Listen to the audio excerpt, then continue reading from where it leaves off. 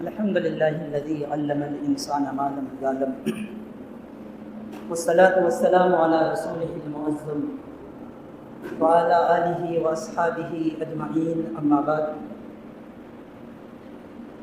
فقد قال الله تبارك وتعالى في القرآن المجيد والفرقان الحميد أعوذ بالله من الشيطان الرجيم بسم الله الرحمن الرحيم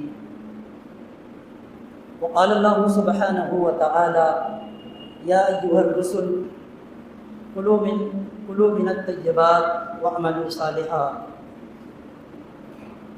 صدق الله العظيم وقال رسول الله صلى الله عليه وسلم من أكل طيبا وعمل في سنة وأمن الناس بوائقه دخل الجنة أو كما قال عليه الصلاة والسلام۔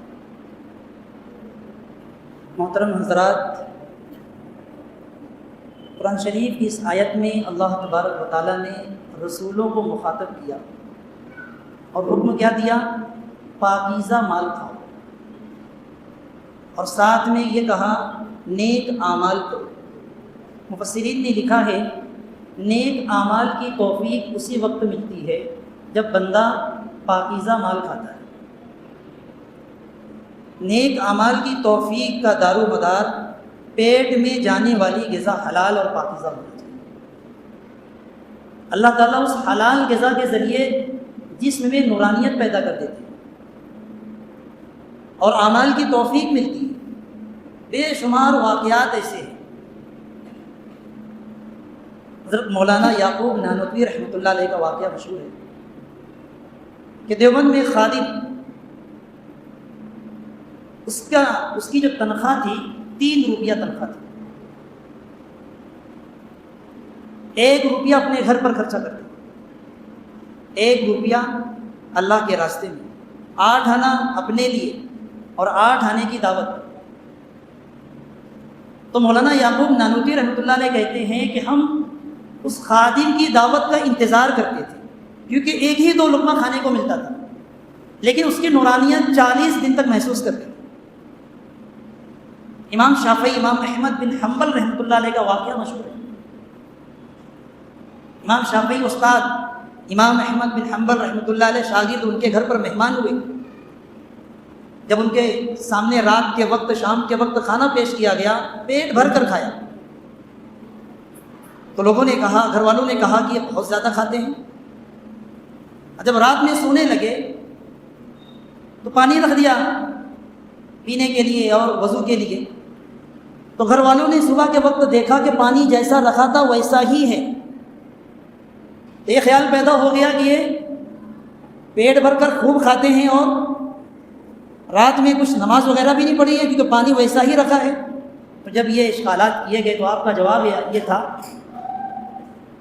کہ جب میں کھانا کھایا تو مجھے نورانیت محسوس ہوئی، تو میں پیٹ بھر کر کھانا کھایا، اور میرے ذہن میں بہت سارے مسائل ایسے تھے جو حل نہیں ہو رہے تھے۔ تو یہ کھانے کی برکت تھی جس کی وجہ سے میں رات بھر سویا نہیں، وضو کی ضرورت نہیں پڑی، حاجت نہیں ہوئی، اس لیے میں نے وضو نہیں کیا، وہی وضو سے صبح فجر کی نماز پڑھی۔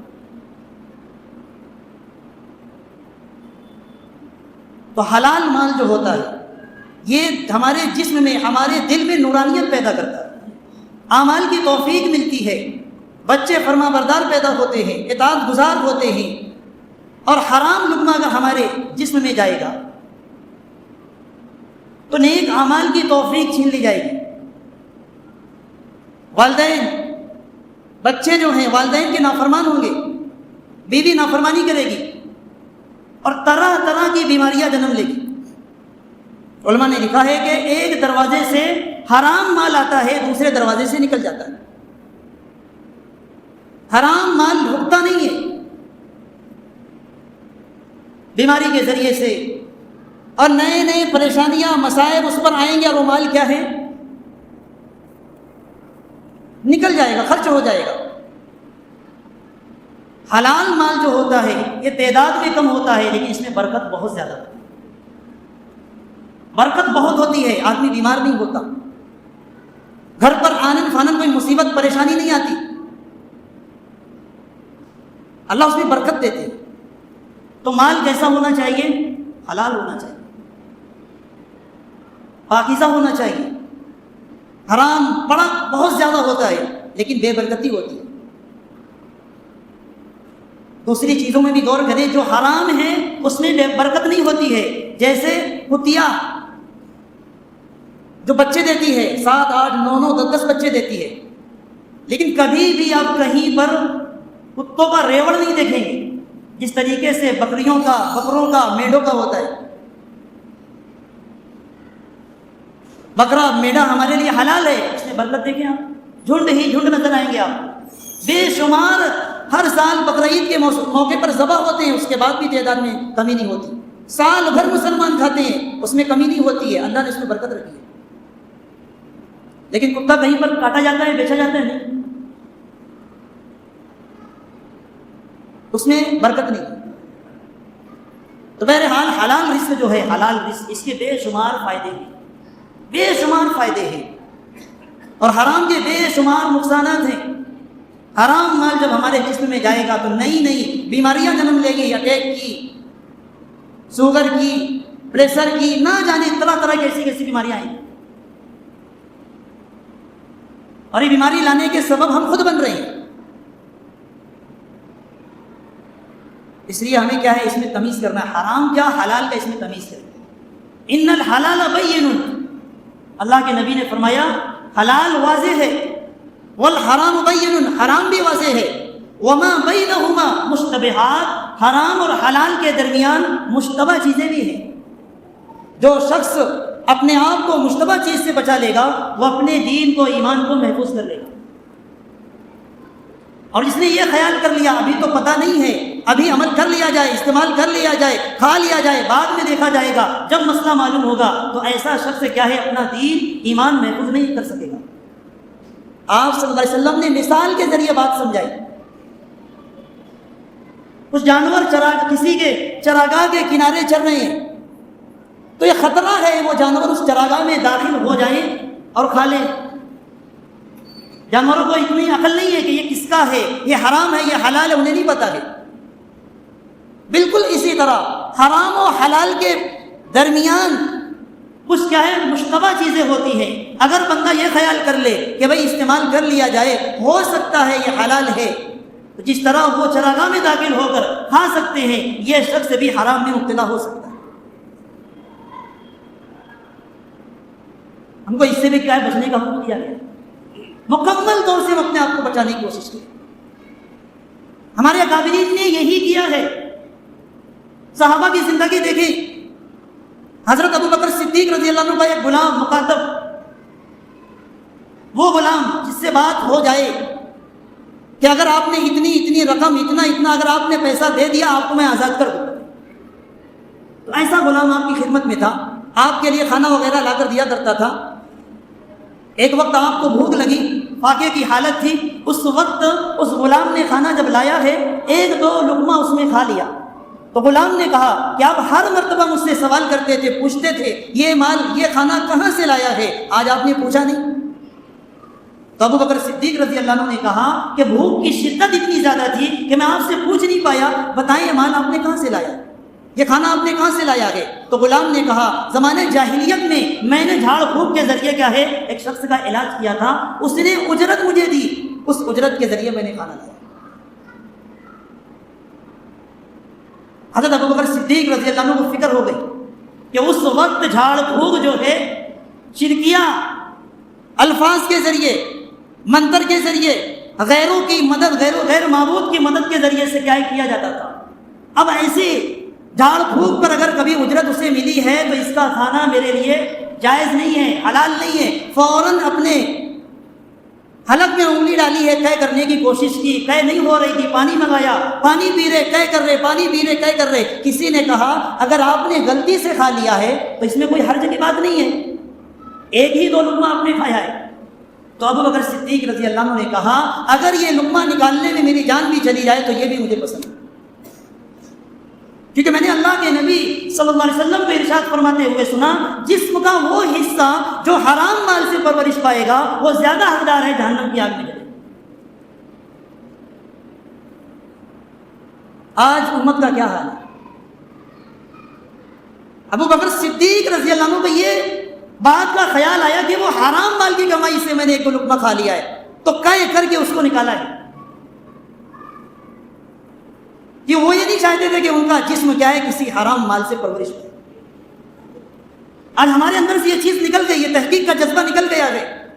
نہ تجارت میں، نہ معاملات میں، نہ لین دین میں حرام و حلال کی تمیز نہیں کرتے.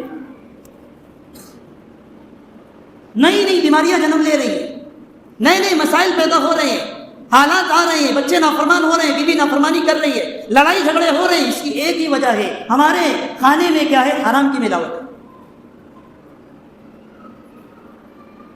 اعمال کی قبولیت کے لیے دو چیزیں بیان کی گئی ہے. پہلی چیز یہ ہے عمل کرنے والا سنت کے مطابق عمل کرے. دوسری چیز کیا؟ اخلاص کے ساتھ عمل کرے. علماء نے تیسری چیز جو بیان فرمائی وہ یہ ہے عمل کرنے والا حلال رزق کھانے والا ہو، اس کا کھانا حلال ہو، اس کا عمل قبول ہوگا. ورنہ رات بھر تہجد پڑھے گا، رات بھر وہ قیام کرے گا، اس کا رات بھر تہجد پڑھنا، قیام کرنا یہ کوئی فائدہ نہیں دے گا اگر اس کے جسم میں حرام لقمہ جا رہا ہے. ان اللہ طیب، اللہ طیب ہے، پاکیزہ ہے. لا یقبل الا طیبا، وہ کیا ہے؟ قبول نہیں کرتا مگر پاکیزہ مال. انبیاء علیہ السلام کو اللہ نے حکم دیا یا ایھا الرسل کلوا من الطیبات، آپ پاکیزہ مال میں سے کھائیں. ایک حلال مال ہے اور ایک پاکیزہ ہے، دونوں میں فرق ہے. پاکیزہ اسے کہتے ہیں کسی بھی قسم کا اس میں شک شبہ نہ ہو حرام کا. اور اس پاکیزہ مال کو کس سے جوڑ دیا؟ اعمال سے. وَاعْمَلُوا صَالِحًا. بہت گہری بات اللہ نے فرمائی ہے، مفسرین نے تفسیر کی ہے. اگر ہم پاکیزہ مال کی عادت ڈالیں، پاکیزہ مال کھائیں گے، ہمیں نیک اعمال کی توفیق ملے گی، نماز پڑھنے کی توفیق ملے گی، فجر کی توفیق ملے گی، تہجد کی توفیق ملے گی، عمرہ اور حج کی توفیق ملے گی. اور حرام لقمہ اگر جائے گا تو اللہ تبارک و تعالیٰ توفیق نہیں دیتی.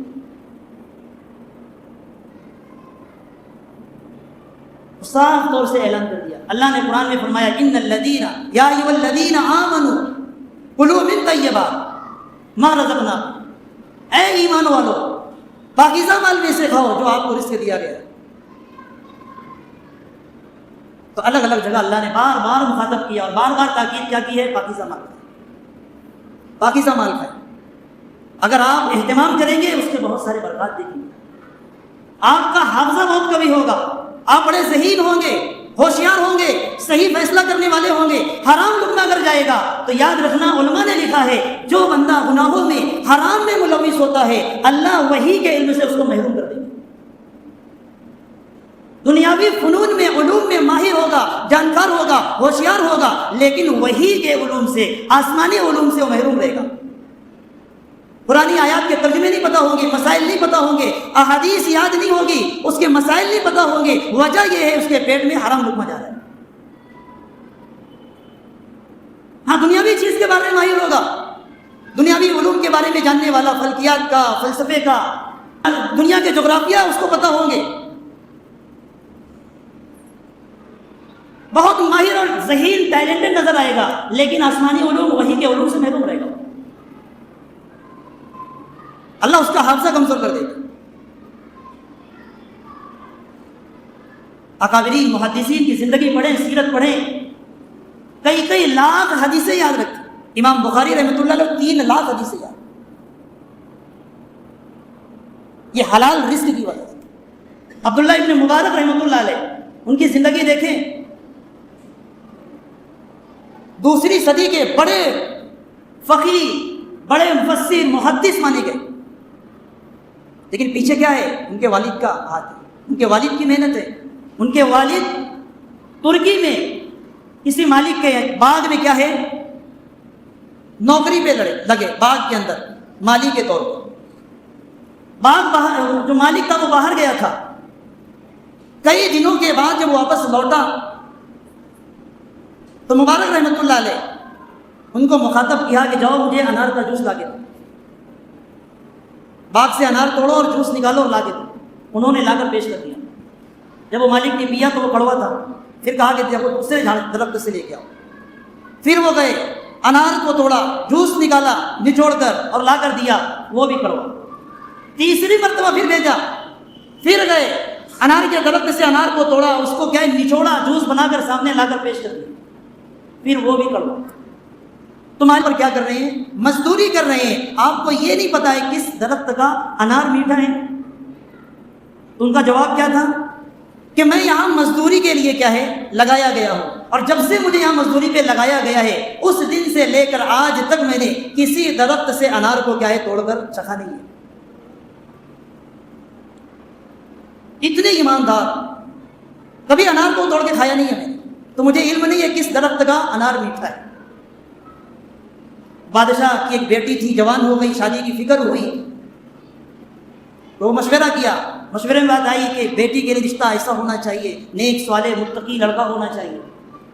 تو اپنی بیگم سے جا کر وہ مبارک رحمۃ اللہ علیہ کا تذکرہ کیا بادشاہ نے, اور پھر بادشاہ کی بیٹی کا نکاح مبارک رحمۃ اللہ علیہ سے ہو گیا, اور ان دونوں کے ذریعے سے عبداللہ ابن مبارک پیدا, پوری دنیا میں مشہور. تو جب نیک غذا حلال رزق کا اہتمام ہوتا ہے تو اولاد پر اثر پڑتا ہے, اولاد بھی نیک ہوتی ہے. حضرت ابو سعید خدری رضی اللہ تعالیٰ عنہ سے روایت ہے, آپ صلی اللہ علیہ وسلم نے ارشاد فرمایا, من اکل طیبا وعمل فی سنت وامن الناس بوائقہ دخل الجنہ. 3 باتیں ارشاد فرمائی آپ صلی اللہ علیہ وسلم, جو پاکیزہ مال کھائے, سنت کے مطابق عمل کرے, اور اپنے آپ سے دوسروں کو تکلیف نہ پہنچائے, وہ جنت میں داخل ہوگا. 3 باتوں میں جنت کی بشارت ہے. پہلی بات کیا ہے؟ اہتمام. اکلا طیبا, ہمیں پاکیزہ مال کھانا ہے, حلال مال کھانے کا اہتمام کرنا ہے, انتظام کرنا ہے. یہاں مراد صرف کھانا ہی نہیں ہے, اکلا طیبا سے مراد صرف کھانا ہی مراد نہیں ہے, وہ بھی شامل ہے. یہاں حلال پہننا بھی شامل ہے. حلال مال سے مکان بنا ہو, جسم پر لباس جو ہے حلال مال سے خریدا گیا ہو, کھانے کا انتظام حلال مال سے کیا گیا ہو, اسے کہتے ہیں اکل طیبا. یہ مراد, صرف کھانا مراد نہیں ہے. دوسرا عمل کیا کرنا؟ وہ فی سنت, وہ عمل فی سنت, سنت کے مطابق عمل. ہم جب بھی عمل کریں سنت کے مطابق کریں. اور اس میں بہت لاپرواہی ہو رہی ہے, بہت سارے اعمال سنت کے خلاف ہو رہے ہیں.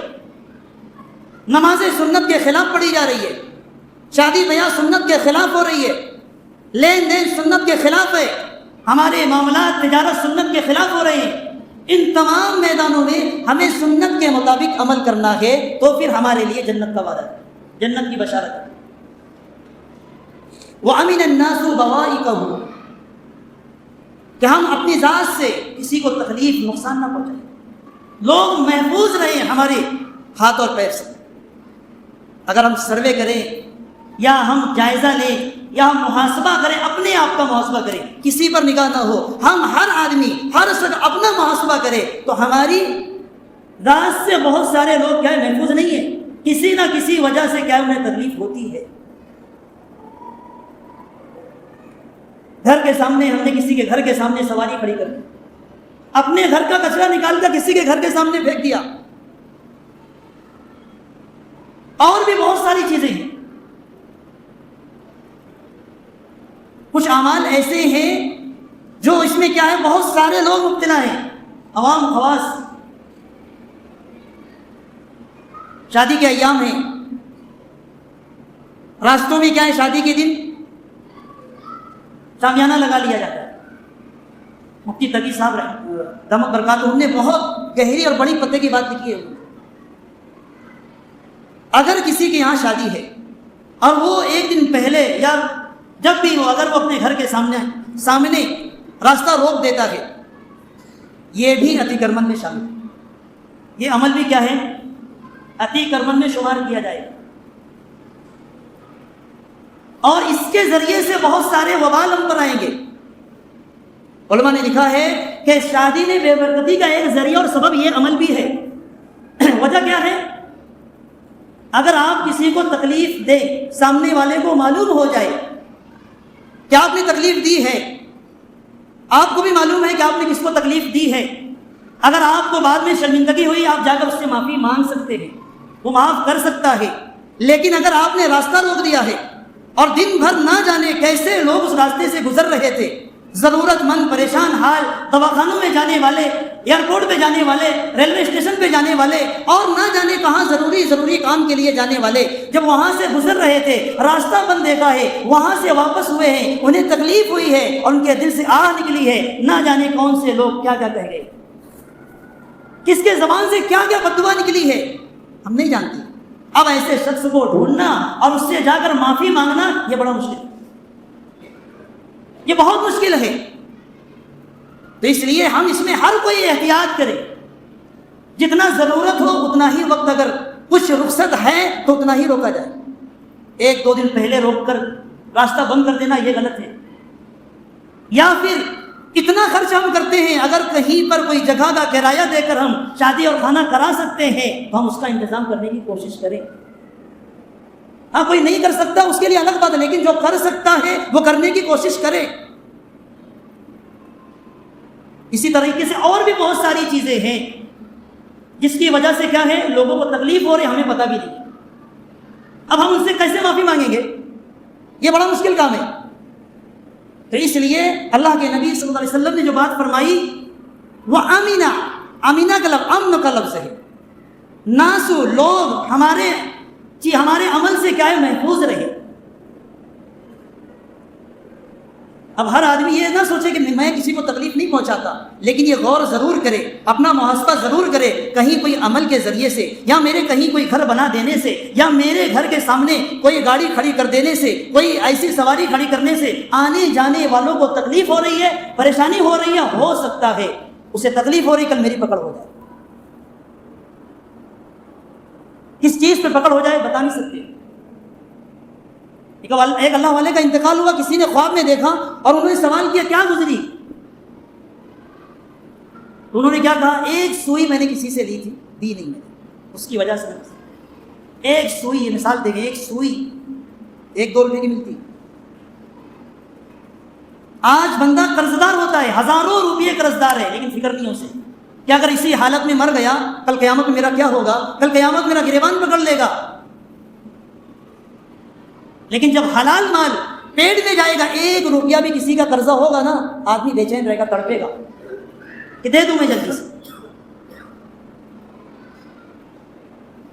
تو حرام مال سے بچیں، حلال کی فکر کرے۔ اللہ نے اسی کا حکم دیا، رسولوں کو مخاطب کیا، حالانکہ پوری دنیا میں جتنے بھی لوگ ہیں سب سے معصوم رسول ہوتے ہیں، اللہ انہیں حکم دے رہے ہیں پاکیزہ مال کھائیں، پھر ہم کون ہیں؟